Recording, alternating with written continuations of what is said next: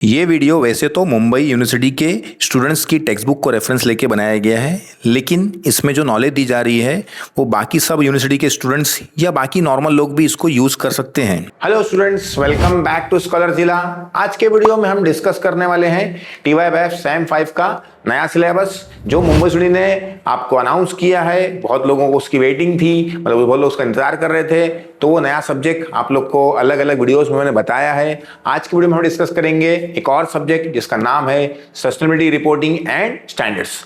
अब ये सब्जेक्ट पढ़ने का फायदा क्या है वो सब हम लोग आगे की वीडियो में डिस्कस करेंगे। फिर उसके बाद डिस्कस करेंगे कौन कौन से चैप्टर्स आपको पढ़ना है, इसके कितने मार्क्स का पेपर होता है, उसका पेपर पैटर्न डिस्कस करेंगे।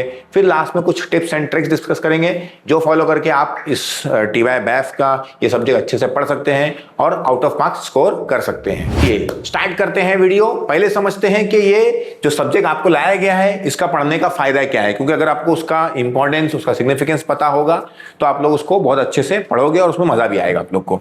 तो अभी क्या होता है कि मोस्टली जितनी भी कॉर्पोरेट कंपनीज है, बड़ी बड़ी जितनी भी कंपनीज है, उनको बहुत सारी रिपोर्टिंग्स और सस्टेनेबिलिटी की रिपोर्टिंग करना पड़ती है, बनाना पड़ती है, रिपोर्ट्स बनाना पड़ती है, उसके कंप्लायंसेस फॉलो करना पड़ते हैं जो अलग अलग बोलते ना इंस्टीट्यूशंस उसको इशू करती हैं। तो उनके हिसाब से ये आपको रिपोर्ट्स बनाना पड़ती है। तो उसके बारे में ही ये चैप्टर है जिसका इंपॉर्टेंस बहुत ज़्यादा है और इसके ऊपर भी अलग अलग बड़े बड़े कोर्सेस होते हैं। अब देखिए क्या है कि बड़ी कंपनीज को क्या होता है कि जब कंपनीज बड़े लेवल पे काम करती है तो उनको क्या बोलते हैं, फोकस करना पड़ता है, एनवायरनमेंट पे भी फोकस करना पड़ता है, सोशल एस्पेक्ट पे भी फोकस करना पड़ता है और गवर्नेंस एस्पेक्ट पे भी फोकस करना पड़ता है।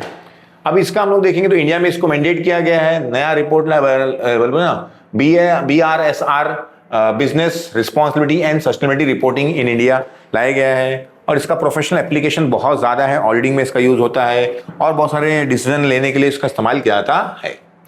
अब अगर बात करते हैं चैप्टर की, सब्जेक्ट की, तो सब्जेक्ट में आपको 2 चैप्टर्स ही पढ़ना है। दोनों के नाम कॉमन ही है, बस थोड़ा सा डिफरेंस है। Introduction to sustainability and reporting framework 1 and frameworks 2। तो ये 2 ही चैप्टर आपको पढ़ना है।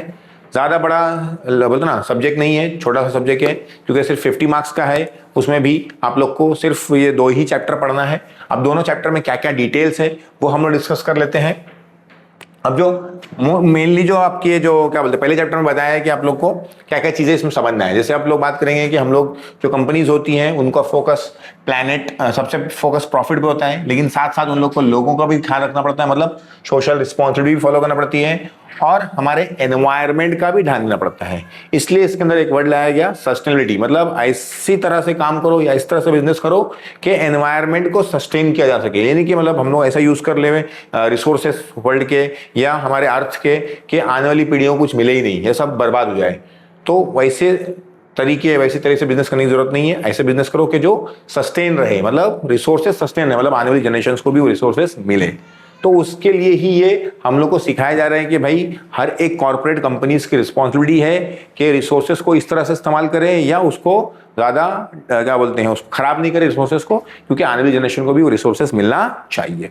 तो इसलिए ही ये रिपोर्टिंग बनाई गई है, मतलब ये चैप्टर टॉपिक बनाया गया है, रिपोर्टिंग लाई गई है और स्टैंडर्ड्स लाए गए हैं कि आपको इसके हिसाब से अपनी रिपोर्ट्स बना के देनी है। जो कंपनीज हैं उनको सबमिट करना पड़ती है, ठीक है। अब अगर हम लोग बात करेंगे तो नेक्स्ट टॉपिक के इसके अंदर, तो अभी यूनाइटेड नेशन ने भी सस्टेनेबल डेवलपमेंट गोल्स इशू किए हैं। थोड़ा बहुत आप लोग ने इकोनॉमिक्स में भी पढ़े होंगे, नहीं पढ़ेंगे तो ये बोलते ना इस सेमेस्टर में शायद या अगले सेमेस्टर में आपको रहेगा। SDGs sustainable development goals United Nations के हैं। फिर इंडियन लेवल पे भी है, इंडियन नेशनल फ्रेमवर्क है, NGRBC जिसको हम लोग बोलते हैं national guideline on responsible business conduct. और फिर हम लोग किसकी रिपोर्टिंग हम लोग बनाई जाती है, बराबर है। इससे फायदा क्या होगा कि तुम्हारी ट्रांसपेरेंसी और बढ़ेगी। स्टेक होल्डर्स, मतलब जो लोग आपसे कंपनी से जुड़े हुए, आपकी कंपनी से जुड़े हुए, उनका ट्रस्ट और बढ़ेगा आप लोग के ऊपर। फिर रिस्क मैनेजमेंट क्या हो जाएगा आप लोग का, उसका मतलब रिस्क को आप अच्छे से मैनेज कर पाओगे। तो ये हम लोग को चैप्टर नंबर 1 में इसके बारे में समझाया गया है, उसके फायदे हम लोग को बताया गया है कि हम लोग उसको कैसे इस्तेमाल कर सकते हैं। फिर चैप्टर नंबर 2 में बात करेंगे तो इसके जो रिपोर्टिंग था, पहले हम लोग जो रिपोर्टिंग होती थी उसको बोलते थे बिजनेस रिस्पॉन्सिबिलिटी रिपोर्ट। अब उसका नाम चेंज कर उन्होंने क्या कर दिया है, BRSR, मतलब बिजनेस रिस्पॉन्सिबिलिटी तो है ही है, रिपोर्टिंग भी है ही, कहीं नया क्या आ गया आपका, सस्टेनेबिलिटी। कि मतलब रिपोर्टिंग तो करना बिजनेस की, लेकिन सस्टेनेबिलिटी की भी रिपोर्टिंग करना है कि आप लोग किस कौन कौन से स्टेप्स उठारे कि जिसकी वजह से एनवायरनमेंट को ज़्यादा नुकसान या एनवायरनमेंट को नुकसान नहीं हो रहा है, बल्कि अच्छे से आप एनवायरनमेंट के जितने भी रिसोर्सेस हैं उसको अच्छे से यूज़ कर रहे हो। तो ये सब आपको इस सब्जेक्ट में पढ़ना है, इससे आप लोग को आइडिया आएगा कि हम लोग जो बड़ी कंपनीज हैं उनके लिए क्या क्या नॉर्म्स गवर्नमेंट ने मेंशन करके मतलब ना बना के रखे कि वो लोग एनवायरनमेंट को सस्टेन करके रखें, एनवायरनमेंट को ज़्यादा नुकसान नहीं पहुंचाए।